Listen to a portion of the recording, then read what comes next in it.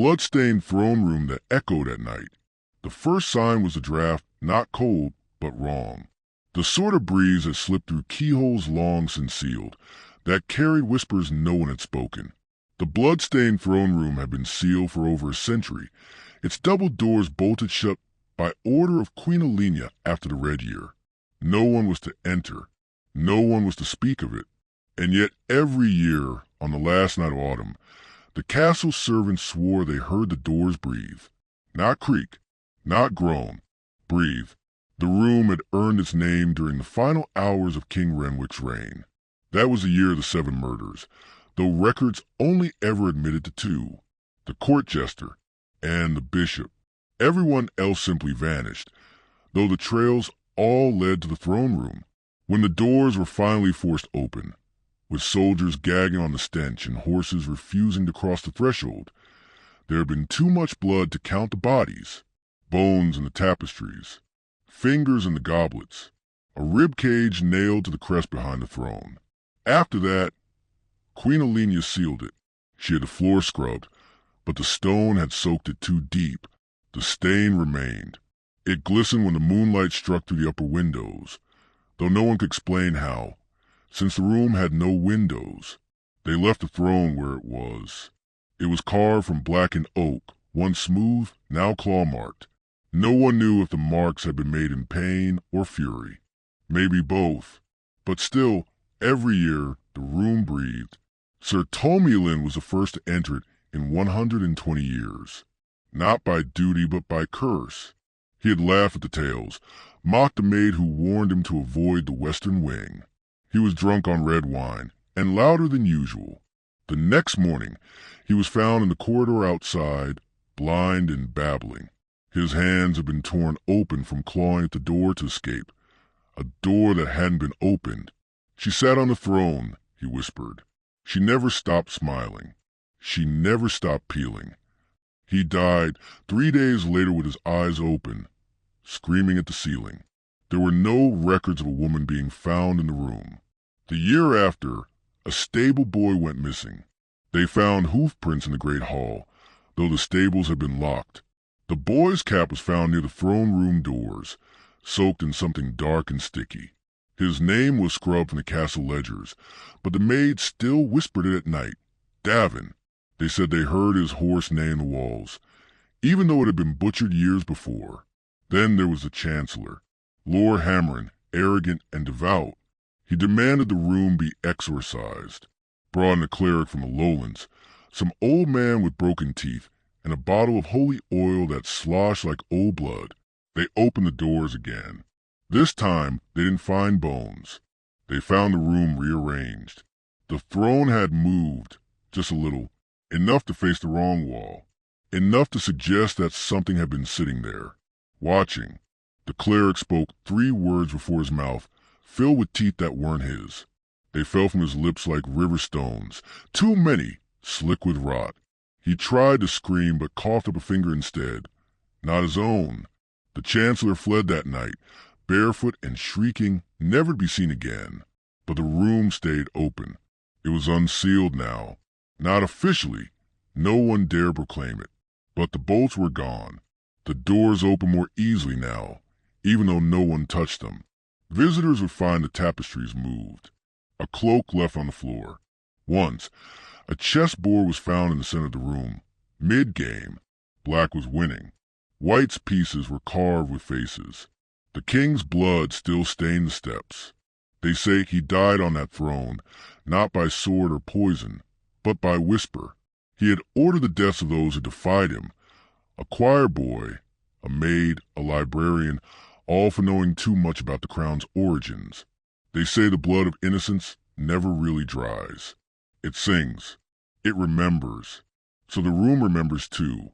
Lady Carith, a distant cousin of the royal bloodline, came to catalog the castle for a restoration project. She was scholarly, unsuperstitious, unmarried. She stepped into the throne room at dusk. She didn't scream when they found her. She smiled. They said she was sitting on the throne, hands folded, lips stitched shut with black thread. But no blood, just wax, poured down her ears, her nostrils, her throat. as if someone wanted her to hear nothing, speak nothing, breathe nothing. The guards who carried her out refused to speak afterward. One was found hanging in the courtyard days later. The other tried to burn the castle down with oil-soaked rags. He only managed to burn the west wing, but the throne room survived. It always does. Over time, the castle was abandoned. Kings came and went. War tore through the kingdom, and the new capitals rose far from the cursed stone. But still the room stood, blood-stained and forgotten, except by the ones who remembered. Travelers would sometimes camp too close. They said they heard whispers in their sleep, arguments in an ancient tongue, the shuffle of cloaks, the soft thud of kneeling, and always the throne creaked. One night, a girl named Marin entered. No one dared follow her. She had grown up hearing the stories. Her grandmother had been the maid who saw the doors breathe. Her father had disappeared in the western hall. She walked in with a candle and a silver mirror. They say she saw the room as it once was, before the blood, before the rot. She saw the king alive. She saw the courtiers dance. She saw the jesters juggle and the bishop chant blessings. And then the blood returned. It poured from their mouths, from their eyes, from their backs as blades appeared where there had been none. She saw the king smile as something behind the throne whispered his name backwards. She saw him dissolve into flies. She left the mirror behind. It's still there on the third step. No one dares retrieve it. If you look into it, they say, you don't see your face, you see the last person who died in that room, their final expression, their unfinished words.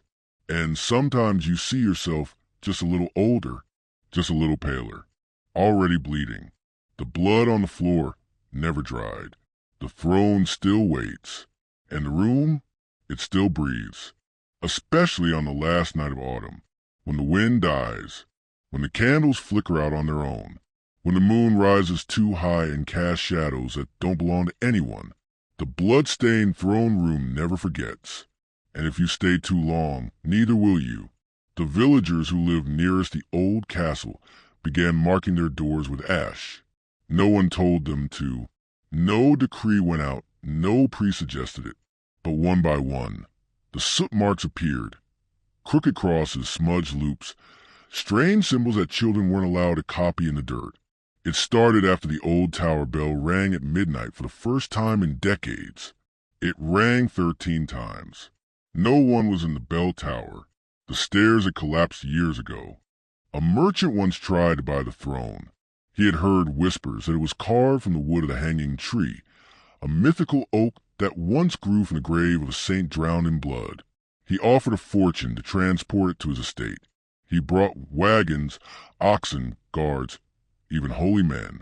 Only the guards returned. The throne never left the room.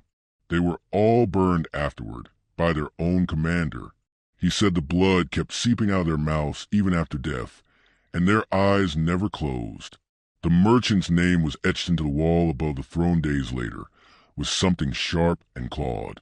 The letters were backward. Children dared each other to knock on the throne room doors. Some came back. Some didn't. One girl came back changed. Her name was Lyra, and she returned smiling, silent, and cold to the touch. Her mother tried to hug her and screamed. Lyra had no breath. Her heart had stopped, but she still walked, blinked, and wept whenever bells rang. She died years later, if that's the word.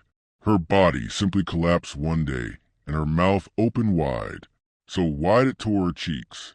Inside were teeth that weren't hers, and a voice that said, in a rasped echo, "The king has not left his throne."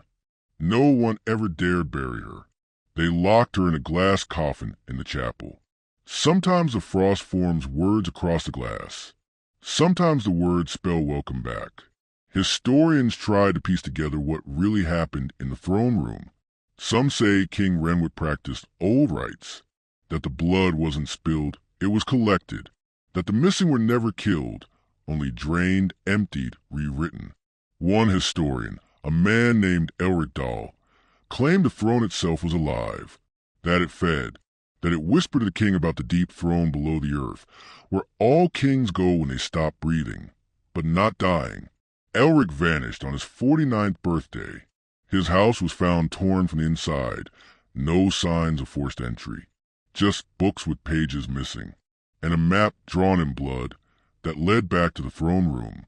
The castle was sealed again after that. Iron plates, sawed across the doors. A circle of dogs chained outside to howl. If anything moved, they howled every night, always at the same hour, always as the shadows reached under the door. Then one night, they didn't howl. They were found in pieces, but not torn, arranged in the shape of a crown. The blood on the floor glowed that night. No one entered. No one dared. An old nun came once, Sister Merrill. She'd had dreams about the room. In them, she saw the throne swallowing people whole, whispering in every language at once. She walked barefoot through the halls. People begged her to turn back. She went alone. She lasted 9 minutes. When the doors opened, she walked back out smiling. Her eyes were bleeding, and she whispered something over and over. It's not the room that's haunted. It's the throne. It wants to move. She died shortly after, mid-sentence. Her tongue had turned to stone. Years passed. The castle fell to ruin. Trees grew through the floor in the eastern wing. The kitchens caved in, but the throne room stood untouched. Vines refused to grow near it. Animals circled wide. Snow never touched the steps. Then came the scholar child, born of no known family, found wrapped in red silk on the abbey steps. They named him Corin. He spoke in his sleep, always in tongues no one understood, always about a door beneath the throne. A second throne, a twin. He was taken to the castle at age 12, not by choice, by compulsion. He woke one night and walked barefoot through miles of forest, past wolves who bowed their heads, past rivers that ran red, straight to the iron doors. The guards tried to stop him. They failed. The doors opened. No one knows what he saw, but the howling returned that night. No dogs, just wind. Wind that cried with a child's voice. Wind that said, "He's seated again." A red light glowed through the cracks beneath the door. The vines near the castle blackened. Mirrors across the village shattered. The blood on the throne room floor bubbled, seen only by those brave enough to peer through the cracks. Corin never came out, but the throne was facing the entrance again. And now, some say, if you stand near the room with your eyes closed, you'll hear soft footsteps pacing, the sound of someone sharpening a blade, humming an old lullaby, weeping and laughing and whispering your name, always your name. It doesn't matter who you are. It doesn't matter if you've never been to the castle, never heard of the king, never spoken a word, throne in your life. One day, the throne will call to you, and if you answer, if you even listen, the blood-stained door will open, and the room will breathe again. There's a list, written in charcoal, found behind the altar of a collapsed chapel in the southern marsh. The parchment was stitched from skin. No one knows who wrote it or how it got there, but the words were unmistakable, a list of names. Hundreds. Some were crossed out, others were not. The names were from many kingdoms, many centuries. Some had not yet been born. At the bottom, in fresh ink, was a final line. Those will kneel. No one knew how it updated itself. But every time someone disappeared near the castle, another name faded from the list. A painter once dared enter, hoping to sketch what the throne looked like. She believed it was all myth, and if it wasn't, then she wanted to be the first to reveal it. She went in with charcoal, paper, candles, and courage. The guards waited at a distance. She stayed inside for 1 hour. She came out with one drawing. It was not of the throne. It was of her own face, screaming, torn, stitched back together with lines too perfect, too precise. Her eyes in the image were gone. Her mouth had been sewn into a smile. She had never drawn it. She tore up that night, but the image still burned itself into other pages. her journals, her books, the wall beside her bed. Eventually, she tore out her own eyes to stop seeing it. She died with a brush in her throat. No one speaks her name anymore, because every time someone does, a candle goes out. And then there was the midnight ritual, the one no one admits was ever real. It happened in the year of red moons, when 13 men cloaked in gold silk entered the room just before midnight. They said they were from the Church of the Hidden Hand. They said they would bind the throne. None of them left. Only one voice came out of the chamber, hours later, whispering through the door. We didn't bind it. It bound us. In the days after, symbols began appearing on the castle's outer walls, not painted, etched, as if burned into stone from inside. Spirals with faces, crowns split into fingers, a tongue nailed to a wheel, and the throne, it began to rot in reverse. The wood darkened, yes, but became smoother. The claw marks vanished. The mold lifted. It gleamed as if new. It was restoring itself. By then, most had abandoned the land around it. The village emptied. Maps were changed. The castle was left off new additions. Roads rerouted. And yet people still arrived. Not by road, but by dream. They walked from their beds, barefoot and lost. They came from other kingdoms, other lands, even children, especially children. One boy walked across a frozen lake, without falling in. His eyes were red. His mouth moved silently. When they stopped him before the gates, he wept, not because he was afraid, but because he said he had been so close. He didn't remember his name, only that the throne had whispered it to him in his sleep and promised he'd finally be warm. He died within an hour. No wounds, just silence. He simply stopped. When they opened his clenched hands, they found splinter, black wood, still wet with blood. A hunter once claimed he saw someone sitting on the throne again. He hadn't gone inside. He just looked through the narrow cracks in the door. But what he saw froze him. He swore the figure wore a crown made of bones, not just human, but animal, bird, child. Its arms were too long. Its robes moved like smoke. And it had no face, only mouths. Layer where eyes should be, where cheeks should be, mouths within mouths. But it was smiling. He never spoke again after that. His tongue split in 3 the next day, and he wrote the same phrase over and over on the walls of his cottage. It is not a throne. It is a promise. The whispers grew louder each year. Now, even the sky over the castle changes during the autumn's last night. The stars there shift dim, vanish. Time folds in the courtyard. People hear music without instruments. They see lights from windows that haven't existed in centuries. Some swear they see dancers, pale and translucent, spinning in endless circles around the throne room. But they never make a sound. They never stop dancing. A scholar named Delvin once tried to measure the throne's influence. He brought clocks, compasses, hourglasses. All failed. The clocks melted. The compasses spun until their needles flew free. The hourglasses cracked, but the sand inside ran up. He wrote one final note in his ledger. There is no center to the room, only the throne, and it is no longer empty. No one found him. Only a shadow remained, burned into the wall like ash. The throne is patient. It does not demand sacrifice. It remembers them. It does not consume blood. It preserves it. And those who enter its room do not always die. Some become part of it. Pieces, echoes, smiles stitched to the corners. A heartbeat heard when you press your ear to the floor. Eyes watching from cracks in the stone. They say if you sit on it, even for a second, you see every soul that ever did. You feel them crawl into your bones. You hear their whispers in your ears forever. You hear them in your own voice. You speak them in your sleep.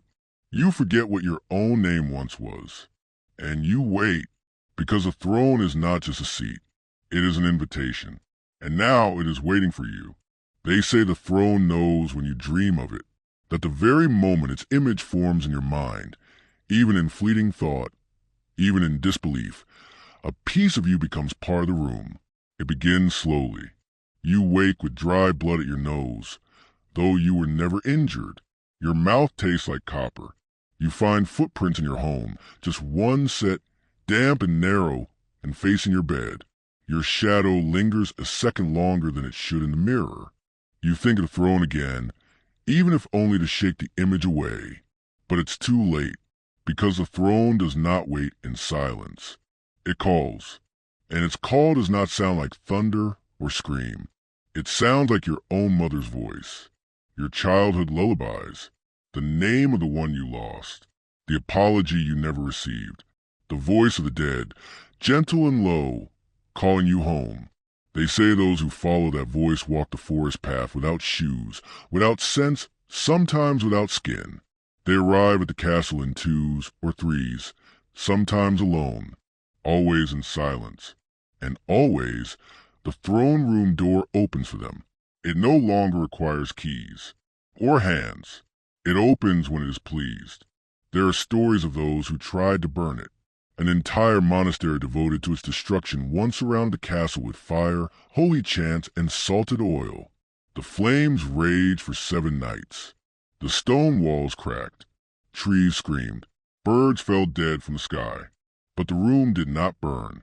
And when the monks opened the doors, they found a throne untouched, and seated upon it, their own prior. He had been missing for 10 years. His skin was stretched too tight, and his eyes were polished like mirrors. He wept blood and begged for silence. Behind him, carved into the stone wall, were the names of every monk in the order, written in bone. Each monk died within a year, one by drowning in dry soil, another by laughter that fractured her skull, one simply turned to salt in his sleep. The throne collects them all. The children born beneath its shadow are different. Their eyes are always dark, even in sunlight. They do not cry when cut. They speak in whispers no one teaches them. They do not cast shadows after dusk. Their parents are told to leave, to go far, to never return, because if the children are brought near again, they will not resist the throne. They will walk into the room and never scream. They will climb the steps and never hesitate. They will sit, small and slight, and listen, and the throne will listen back. There are records now, scattered in black ink across parchment never aged. Librarians from distant countries report missing tomes, pages that fluttered away like moths. All were books that mentioned the throne in passing. All disappeared in the same night. One priest claimed the throne is not a relic, not a cursed object, not even a place. He said it is a mouth. An open mouth, ancient and buried, and the room around it is merely a wrapper, a cocoon of stone. He claimed those who sit on it are not ruling. They are feeding it. And every scream that goes unvoiced inside those walls is one more sip of devotion. That priest was found with his jaw unhinged and his throat stuffed with flowers. His death was ruled natural. No one could explain the fresh roses growing from his lungs. The castle is now unreachable by road. The maps forget it. GPS fails. Horses go lame. Trees rearrange themselves. And yet people still find it, because the throne no longer waits for footfalls. It goes to them, in dreams, in coughs, in mirrors, in the small wet sound beneath your pillow, in the click of a lock you didn't fasten, in the hum beneath your floorboards, like someone dragging chains slowly in a circle. There's a merchant who travels the border villages now, selling amulets made from broken glass. He says they keep the whispers out. But every night, he sleeps beside a page he keeps hidden, a drawing of the throne in full detail, down to the spiral nails hammered into its base. No one remembers giving him that page. He does not sleep through the night. He speaks a name under his breath while twitching, a name that changes every day, but always ends the same. I offer myself. There is one woman left who saw the room before the throne arrived. She is old now, blind, kept in a convent deep underground where the walls are lined with bells. They ring when no one is near them. She spends her days humming, and her nights digging her fingernails into the stone floor. Her keepers say she speaks to something under floorboards, that it speaks back. One night, they found her drawing the dust, a throne again and again, with legs that stretched like roots. She said it had grown tired of sitting still. The last page of her journal read, "It's not who sits on the throne, it's who the throne lets rise." Because now, something else has begun. Some say the room itself is growing, that when explorers finally returned, they found new doors inside, endless doors, halls that bend, staircases that bleed, and deeper still, far below the throne, a second seat, not for kings, for those who listen, for those who whisper without mouths. And so, the stories never end. The blood on the floor still glistens, the door still breathes, and the throne, the ancient, whispering, smiling throne, remembers you now. It remembers how you listened. It remembers how your breath caught when the word throne echoed in your mind. It will wait, because it knows you'll come. You always do. They say no one chooses to enter the throne room in the end, that it isn't a decision at all. You don't pack a bag. You don't tell anyone. You just begin walking one day, not because you're lost, but because something in you is already gone. Something the throne took long ago, when you were still a child, or a whisper, or a dream. And when you reach the gate, when you stand before the blood-darkened doors, you won't tremble.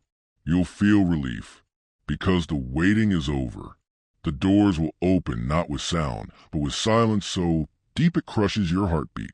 The air will taste like old prayers. The floor will feel warm, wet, remembering every foot that came before you. And the throne will see you.